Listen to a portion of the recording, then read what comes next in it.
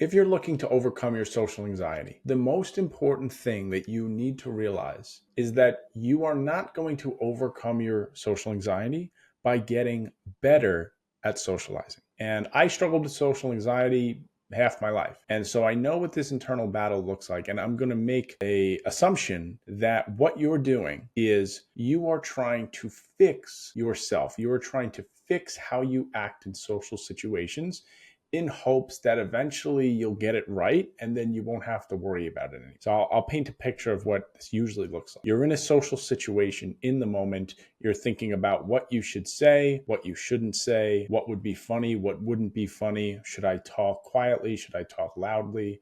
Am I talking too much? Am I talking too little? Should I talk about something I'm interested in? Should I talk about that?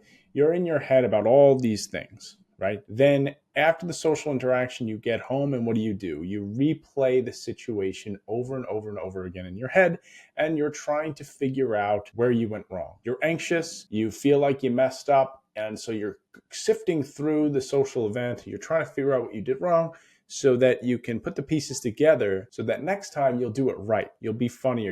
You'll tell the joke at the right time. You'll be more interesting. You'll tell the interesting story instead of the boring story.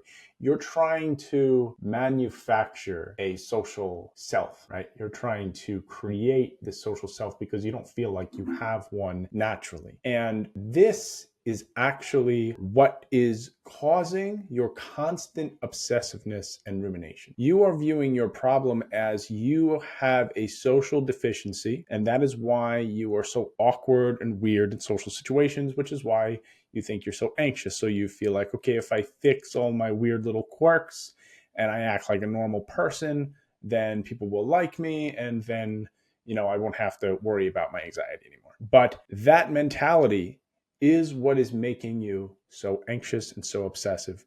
And trying to do that is not going to make your obsessiveness go away. It is only going to make your obsessiveness worse. This is really, really crucial if you're struggling with social anxiety. This is something you really need to let sink in, that the goal for you is not to be a better socializer, because that is why you can't stop dwelling about every social interaction, because you have this standard, this imaginary standard that is in your head that you are trying to achieve so that you can be approved of.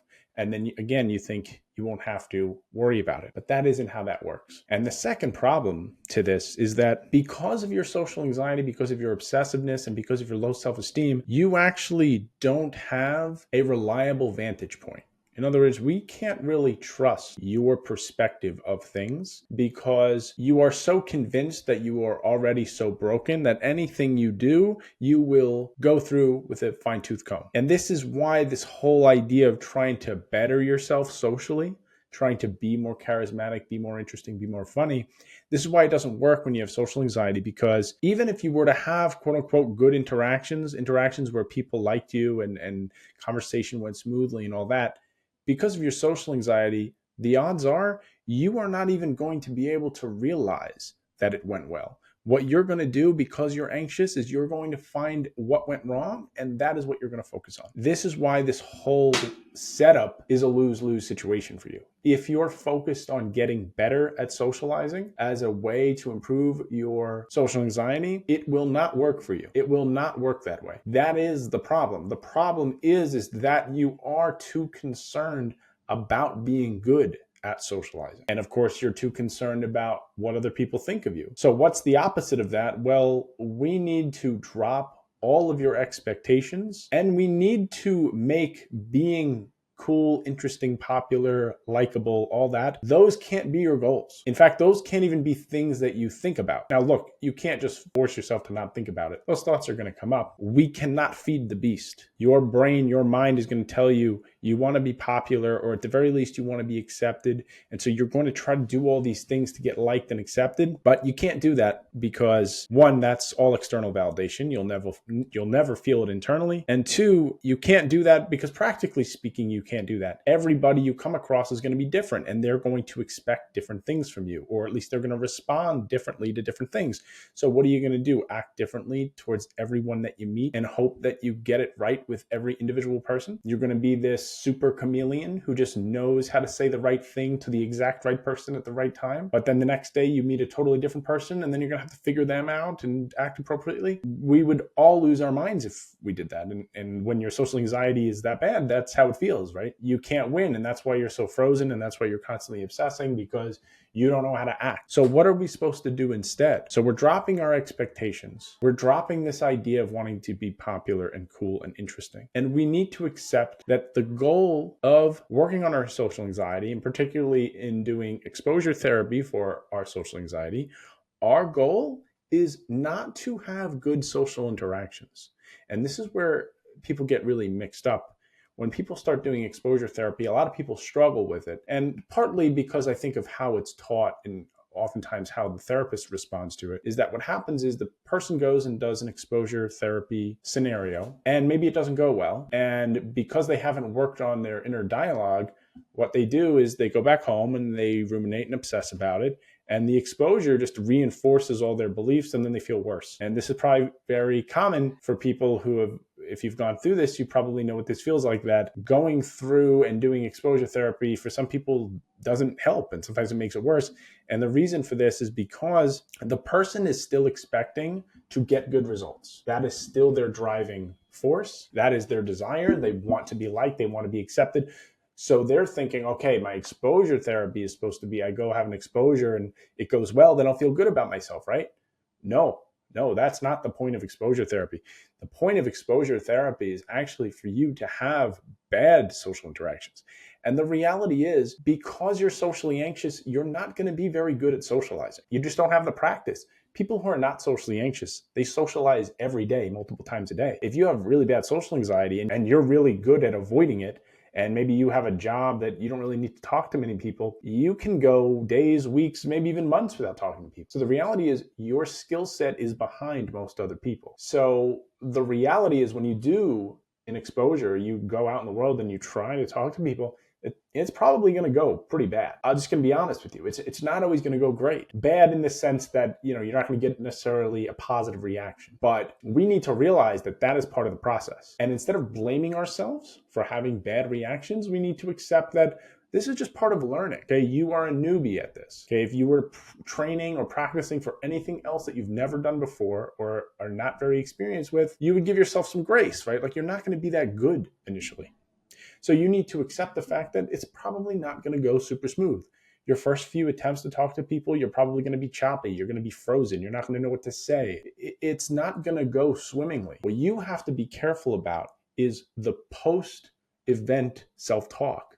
How are you talking to yourself after this all goes down? Because if after the event you go home and say, you see, I'm such a failure. I'm so weird. I'm such a loser. I was so choppy. I made no sense. I froze. I didn't know what to say. All of that. Then yeah, it's going to make your social anxiety worse. What you need to do is realize that you're new at this. The goal is to make mistakes. And through making mistakes, that's how we develop growth. That's how we find growth. We want to get to a point where we can make mistakes and not care if we make mistakes, because the ultimate goal, again, is to reduce these expectations. The goal of our social interaction shouldn't be to wow people and to make them laugh and to be spontaneous and charismatic, at least not right now.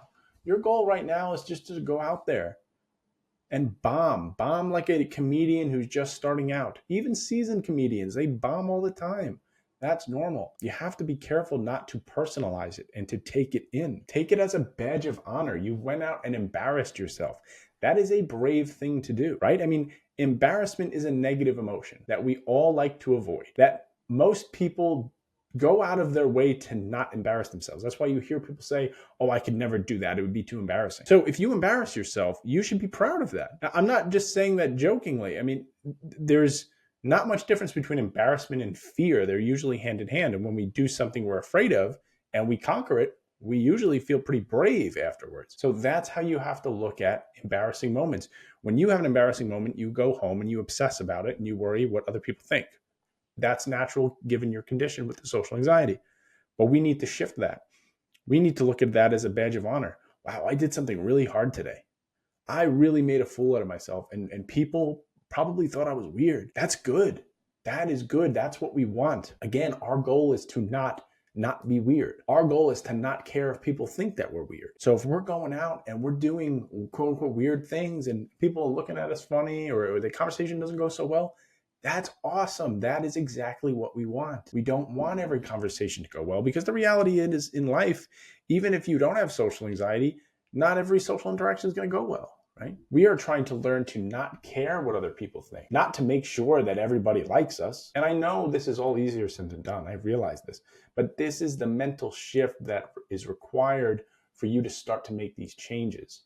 Because if you're still going into your exposure therapy or your attempts to work on your social anxiety with this idea that you need to work on your social skills, you need to get funnier and wittier and more charismatic and all this stuff, you are going to sink hard and fast. We also need to realize that embarrassing moments are fleeting. They pass. They pass if you let them pass. And you're not the first person in the world to have an embarrassing moment. Now, look, you may say, well, I have more embarrassing moments. People really do tease me and make fun of me, and I've been bullied my whole life. And if that's the case, I empathize with you and I know what that feels like. And I'm not saying that your perspective or perception of the world is wrong. You may have some valid truth there that people have not been very kind to you, but regardless of what your history is and regardless of how people have treated you in your past, the fact remains that you are not going to find confidence by getting the approval of other people, as we've mentioned before, because it just can't be done.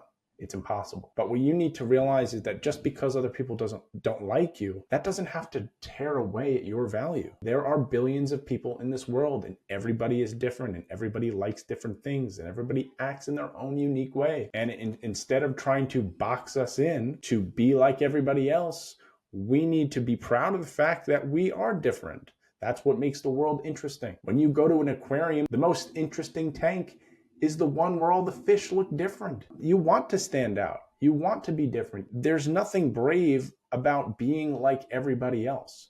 So if somebody does call you weird or abnormal or strange, take that as a compliment. That's good. If you're doing things that are different than the average person, that's good. That means you are standing out and you're not going along with everybody else. And this is the other thing about our desire to want to be liked. The reality is, not being liked is proof that we are doing things the right way. If you went into every social situation and everybody in every social situation liked you, that would tell me that you are not being genuine, because the statistical probability of that happening and you're just being genuine and everybody likes you, that means you are trying to fit in. And we're not trying to fit in, because fitting in doesn't make you feel good on the inside. That's why you still have this obsessiveness. You want freedom, don't you? You want freedom. And what does freedom look like? It looks like taking yourself for who you are, throwing it out to the world, seeing what sticks. Find the people who accept you, get rid of the people who don't. If you're going to worry about anything in a social situation, it should only be three things. Are you kind? Are you respectful? Are you friendly? Those are the only three things you should care about. If you're doing those three things, everything else will fall into place.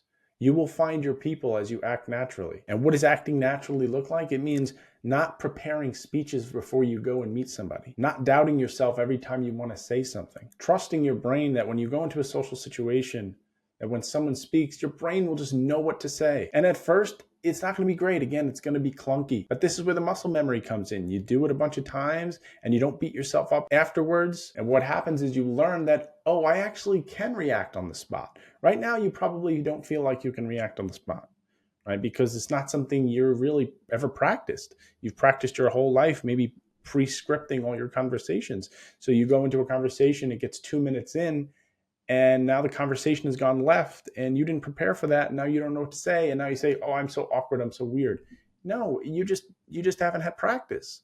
You just have to practice thinking on the fly, responding on the fly. You don't know how to do that because you haven't practiced it. But instead of beating yourself up for that, that's not a personal flaw. That just means you haven't practiced it enough. That's all it means. It's like anything. If you've never played the guitar before and I ask you to play the guitar, what are you going to do? You're going to get upset with yourself every time you miss a note? Of course you're going to miss notes. You don't know what the hell you're doing. And so once we can adopt this mindset that it's okay to mess up. In fact, we want to mess up. We want to do the different thing. We want to do the weird thing. Now the exposure therapy doesn't seem so scary not only so scary, it doesn't evoke as much negative emotion. We don't go home and torture ourselves anymore. We're proud of ourselves for doing something difficult. That's what we should be sinking into. We should be proud of ourselves for doing something we haven't been able to do. And one final note on exposure therapy, a lot of people will say, I've done exposure therapy and it doesn't help me. And look, that's very possible. But another possibility is that a lot of times when people do exposure therapy, they actually don't do it in the correct way.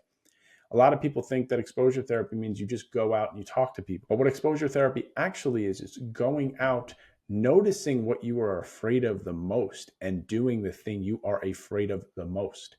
And a lot of us don't even realize we have a lot of what I would call safety behaviors that we do in social situations. And these can look like lowering your voice, putting your hands in your pockets, standing in the corner, right? So you're going out, you're doing these social interactions, but you're still doing the same stuff. You're not really changing it up. You're still not talking much. You're not talking loudly. You're putting your hands in your pockets. You're doing all the things that make you feel safe. So when you go home, you continue to look at yourself as the same way because you're acting in the same way and you're not pushing the boundaries further. So of course, the next time you go and do it, you're going to be just as anxious. What we need to do is figure out, what are you really afraid of? Okay, you're afraid to show your hands. You're afraid to speak with your hands. You're afraid to raise your voice and have people look at you. You're afraid to stand in the middle of the group instead of on the outside of the group. We need to get you to do things that you're afraid to do. That's what the exposure is. And then you go and do the thing. It's really, really anxiety inducing. It's really, really embarrassing. And then you go home and instead of saying, wow, I'm so weird, I'm such a loser, how can I do that? You say, wow, I can't believe I did that. I have never done that before. That's incredible. Even if the other people around you didn't like it. In fact, the more the other people around you didn't like it, the more you should be proud of yourself because that means you did something really, really difficult. And again, as long as we're not being disrespectful, as long as we're not harming other people, we have nothing to apologize for. So if you have social anxiety, just remind yourself, your goal is not to get better at socializing. It isn't to improve your skill set. That is only going to drive the obsessiveness more. Your goal is to drop your expectations, to not want to be cool, to not want to be accepted. That's really hard to do, but we're going to lean into that. And then let's see where we end up. Thanks again for tuning in, and I'll see you soon.